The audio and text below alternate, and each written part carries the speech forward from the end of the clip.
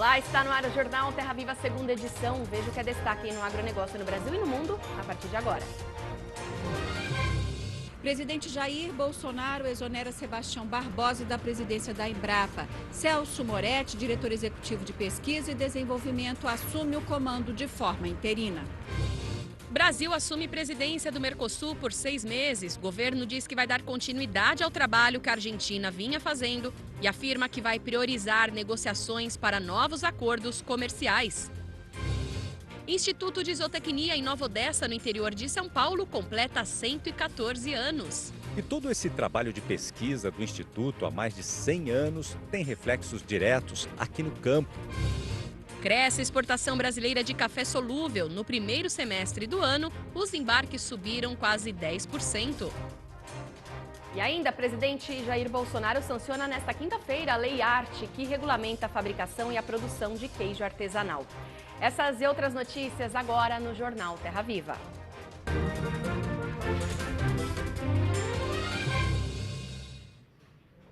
Vice-presidentes de Agricultura do BRICS, bloco formado por Brasil, Rússia, China, Índia e África do Sul, estão no Brasil. Nesta quarta-feira, após o encontro no Ministério da Agricultura, eles foram recebidos na Confederação da Agricultura e Pecuária, CNA. O encontro serviu para fortalecer a relação entre os países. E durante o evento, a exoneração de Sebastião Barbosa da presidência da Embrapa, oficializada hoje no Diário Oficial da União, também foi comentada pelas autoridades. Os vice-presidentes de Agricultura da Rússia, China, Índia e África do Sul foram recebidos para um almoço na Confederação da Agricultura e Pecuária do Brasil, onde conheceram mais sobre o setor produtivo nacional. A delegação fará uma série de encontros preparatórios para a reunião com os ministros de Agricultura dos BRICS, que vai acontecer em setembro na cidade de Bonito, em Mato Grosso do Sul. E em novembro será a vez do encontro com os chefes de Estado dos 5 países. O Brasil esse ano é o anfitrião, né, desse grande encontro dos 5 países. Esses países eles representam 40% da população mundial. A gente tem mais de 20% de todas as exportações agrícolas. Então é um bloco, são 5 países muito importantes que a gente precisa ter um diálogo mais próximo, principalmente em agricultura. Esta reunião onde tivemos aqui a Rússia, a Índia, a China e a África do Sul, e dentro dos 2 grandes clientes do Brasil, que o principal que é a China e um outro muito bem colocado que é a Rússia. Então, por si só, esta visita na CNA reveste toda a importância do nosso sistema dentro do agronegócio. A gente aproveita essa reunião também, e isso é muito importante, para reuniões bilaterais. E aí nós temos aí importantes temas a tratar com cada um desses países. Também foi repercutida a exoneração de Sebastião Barbosa da presidência da Embrapa. O presidente Jair Bolsonaro já havia anunciado no começo do mês que o pesquisador aposentado sairia do cargo. Celso Moretti, diretor executivo de pesquisa e desenvolvimento, assume o comando de forma interina. É um tema que está sendo tratado pela ministra Tereza Cristina diretamente com o presidente da República. Há um grande interesse em fazer a Embrapa, em modernizar a Embrapa, e está se procurando um nome que atenda a esse novo perfil. E o Brasil assumiu nesta quarta-feira a presidência rotativa do Mercosul. Durante a cúpula, o presidente Jair Bolsonaro falou em dar continuidade ao trabalho que a Argentina começou e priorizar as negociações para novos acordos comerciais. Mudança. Esse foi o tom do discurso do presidente Jair Bolsonaro. O Brasil assumiu neste encontro o comando rotativo do Mercosul pelos próximos 6 meses. O presidente defendeu um bloco sem viés ideológico e destacou a importância de investir nas negociações externas. Quero aproveitar a ocasião para afirmar o compromisso do meu governo com a modernização e abertura do nosso bloco, fazendo dele um instrumento de comércio com o mundo, sem o viés ideológico. Na frente externa, a agenda de negociações foi intensa. A maior conquista, sem dúvida, foi o nosso acordo com a União Europeia. O acordo abre caminho para a inserção de nossos países nas cadeias globais de valor e contempla inúmeros produtos de nosso interesse. O primeiro passo rumo à abertura do Mercosul para o mundo. Outros países já sinalizam para nós nesse sentido. Bolsonaro defendeu uma união aduaneira, com a inclusão de automóveis e açúcar. No interior do Mercosul, o Brasil se dedicará a fazer a união aduaneira, uma realidade completa e acabada. Nosso enfoque recairá na modernização dos regulamentos sobre produção e comercialização de bens e serviços, regulamentos que queremos cada vez mais confiáveis. Trabalharemos para finalmente incluir os automóveis e o açúcar na União Aduaneira.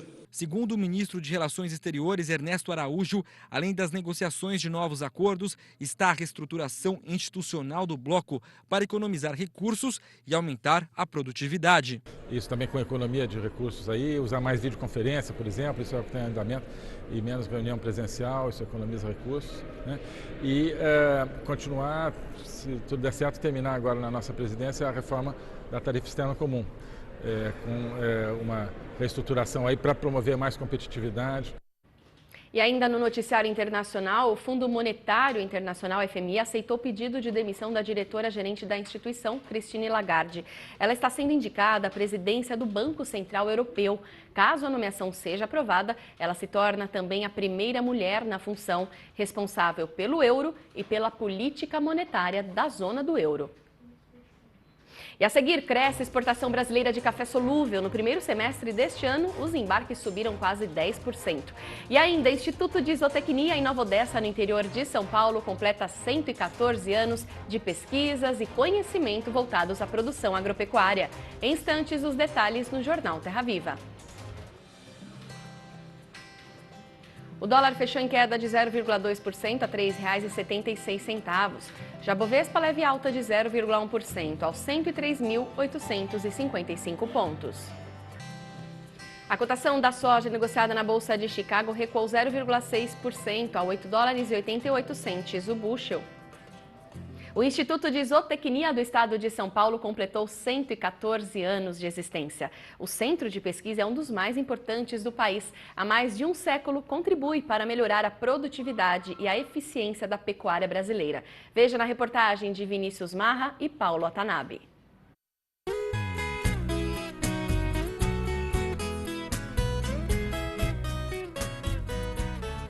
A sede do Instituto de Zootecnia fica em Nova Odessa, no interior paulista. São quase 900 hectares bem no meio do município, destinados à pesquisa científica de ponta. Há mais de um século, a instituição ligada à Secretaria de Agricultura do Estado ajuda a melhorar a pecuária do país. O IZ foi pioneiro nos estudos mundiais da raça Nelore, com trabalhos voltados para o melhoramento genético e a nutrição dos animais. No centro de pesquisa, foi feita também a primeira seleção do gado caracu e a primeira prova de peso de bovinos de corte, além da introdução no país de raças europeias leiteiras para o cruzamento entre zebuínos, com o objetivo de obter raças mais rústicas e produtivas. A produção sustentável da carne, a produção sustentável do leite e os sistemas de produção da agropecuária, onde que envolve todos os sistemas de como melhorar as pastagens, né, com obtenção de forragens e gramíneas, né. O Instituto de Zootecnia é um dos 6 no estado de São Paulo voltados para as pesquisas agropecuárias. O segundo mais antigo, ficando atrás apenas do IAC, o Instituto Agronômico de Campinas, que completou 132 anos. O IZ funcionou primeiro no Parque da Água Branca, na zona oeste da capital paulista, e em 1909 foi transferido para o município de Nova Odessa. A Secretaria tem como missão aí promover a oferta de alimentos sustentáveis, alimentos saudáveis, seguros à população, e o trabalho de pesquisa é fundamental para que isso aconteça. E todo esse trabalho de pesquisa do Instituto há mais de 100 anos tem reflexos diretos aqui no campo, em benefício do produtor rural. Um dos estudos mais recentes é sobre um consórcio de pastagens. O trabalho é coordenado pela pesquisadora Luciana Gerdes, especialista em nutrição animal. Aqui são feitos testes com um novo tipo de forrageira, plantada com a pastagem. A leguminosa ajuda a fixar o nitrogênio no solo. O nitrogênio é o combustível da pastagem. Sem esse combustível, o capim não vai crescer. Mas é de uma forma que eu falo que é ecologicamente recomendável, porque é o nitrogênio via a leguminosa, enfim, não é através de fertilização mineral. Eu falo também que é economicamente viável, porque o produtor não vai estar comprando o adubo. Uma das pesquisas mais importantes desenvolvidas no IZ atualmente é o Programa de Melhoramento Genético de Forrageiras. Um novo laboratório de forragicultura foi inaugurado e vai ampliar a capacidade de análise das sementes. O Instituto tem um banco ativo de germoplasma, com mais de 2.000 materiais genéticos, o único em diversidade de espécies forrageiras tropicais da América Latina. Que a gente pegou um trabalho para dar continuidade, enfim, para não deixar parar. E as cadeias produtivas, né, os produtores precisam das nossas pesquisas. Eu tenho orgulho de ser IZ e a sociedade também sabe disso, os produtores também sabem disso. E parabéns para o nosso IZ.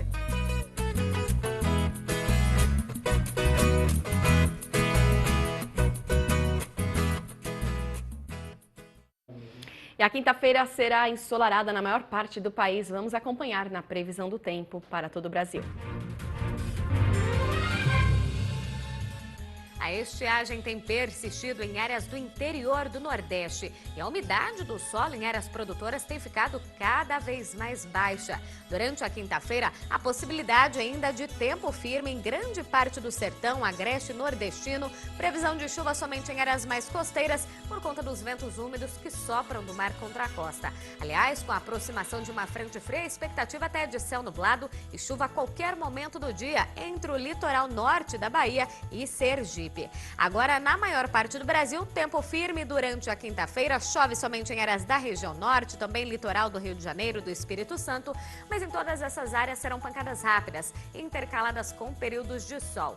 Pela manhã, temperaturas mínimas já na casa dos 9 graus em grande parte aqui da região sul do Brasil, já diminui bastante a condição de geada, possibilidade apenas pontual em áreas lá do extremo oeste gaúcho. No período da tarde, calor intenso em áreas do norte brasileiro, também aqui do centro-oeste. A temperatura começa a subir também no sul e no sudeste, mas ainda de forma gradativa.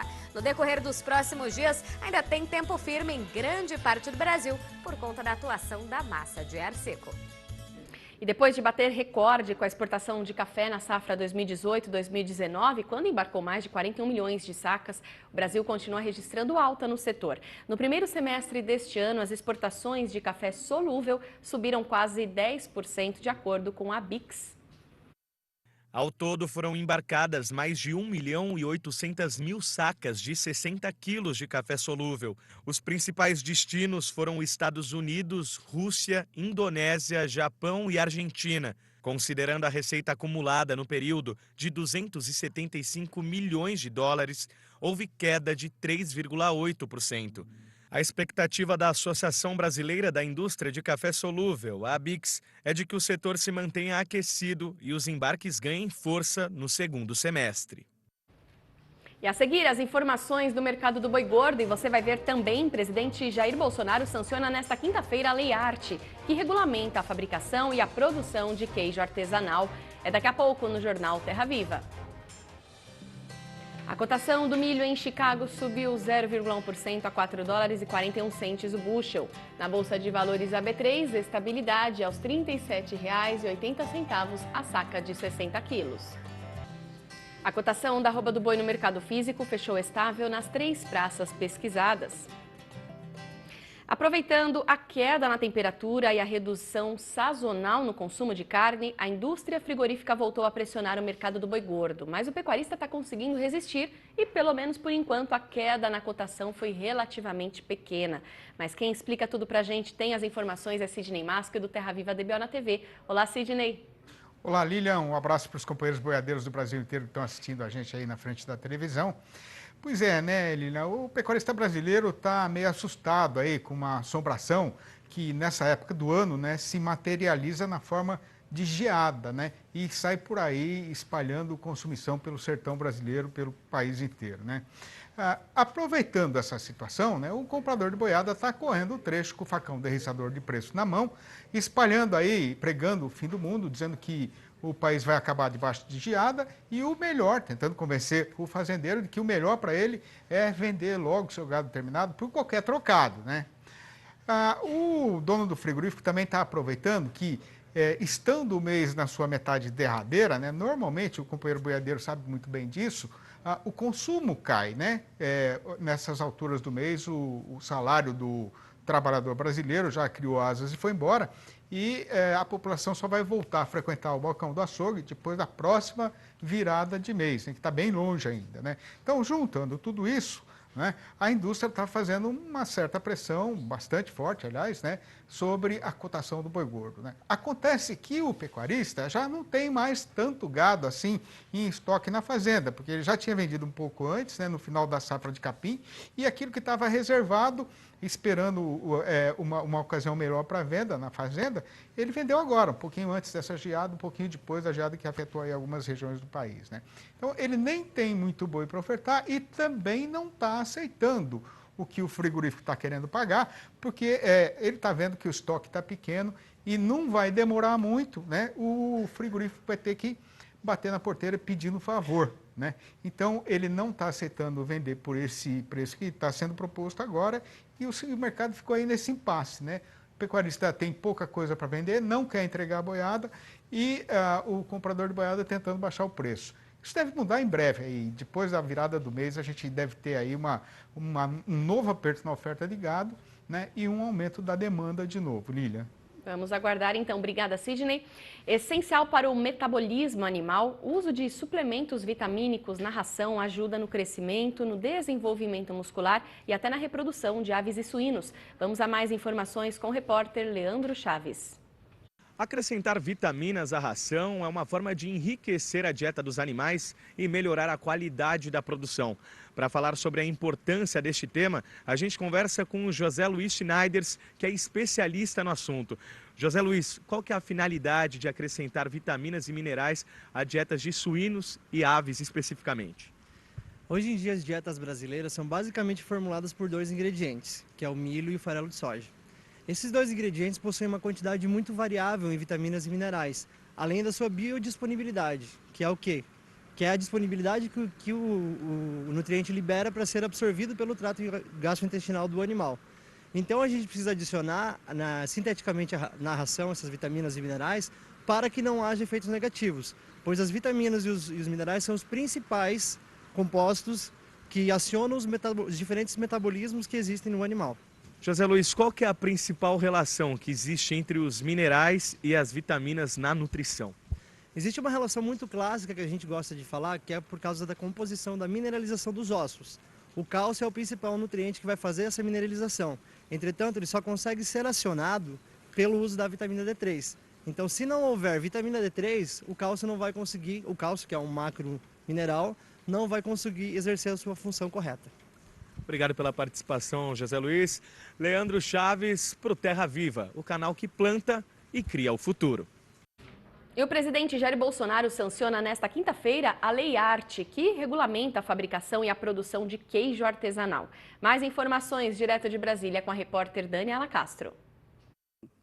Cerca de 100 mil agricultores familiares que produzem queijos artesanais a partir do leite cru obtido na propriedade rural vão ser beneficiados com a lei que legaliza a utilização desse tipo de queijo. Sobre esse assunto a gente conversa agora com o deputado Zé Silva do Solidariedade de Minas Gerais, que é um dos autores desse projeto recentemente aprovado no Congresso Nacional. Então, uma lei esperada já há muitos anos, né, deputado?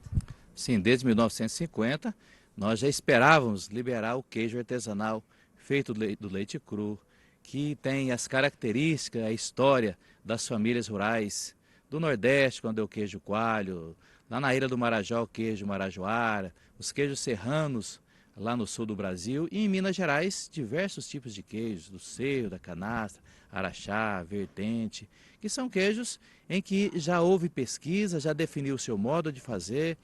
A assistência técnica já garantiu ali a caracterização daquela região, o tipo de pastagem, tipo de vegetação, altitude, luminosidade. E o Instituto de Defesa Animal e Vegetal também já cadastrou esses produtores para ter um certificado, para garantir que tem segurança sanitária. Mas a nossa lei ela é mais abrangente, ela liberta todos os queijos. Por exemplo, se surgir um queijo novo, uma inovação, esse queijo também é contemplado. Nós queremos que os nossos queijos atravesse não só os rios para ser vendido no estado, no Brasil inteiro, mas também atravessar o oceano sem precisar ser escondido nas malas, porque o nosso queijo ele é muito bom. Então, na prática, esse queijo artesanal ele vai precisar de alguma certificação, seja municipal, estadual ou federal, para que ele possa ser vendido no país inteiro e ainda vai ser feita uma habilitação para que ele também possa ser exportado. Sim, esse processo de fabricação, ele tem que ser, ter essa habilitação pelo Instituto de Defesa, ou Secretaria Municipal, ou pelo Ministério da Agricultura, garantir que ele, e é claro que é do leite cru, os outros queijos de leite pasteurizado, o requeijão, esses não estão contemplados pela nossa lei. Obrigada pela entrevista, deputada José Silva. De Brasília, Daniela Castro para o Terra Viva, o canal que planta e cria o futuro. E o Jornal Terra Viva de hoje fica por aqui. Lembrando que você pode rever todo o conteúdo desta edição no site tvterraviva.com.br e no novo aplicativo do canal Terra Viva disponível no Google Play. Obrigada pela companhia e até amanhã.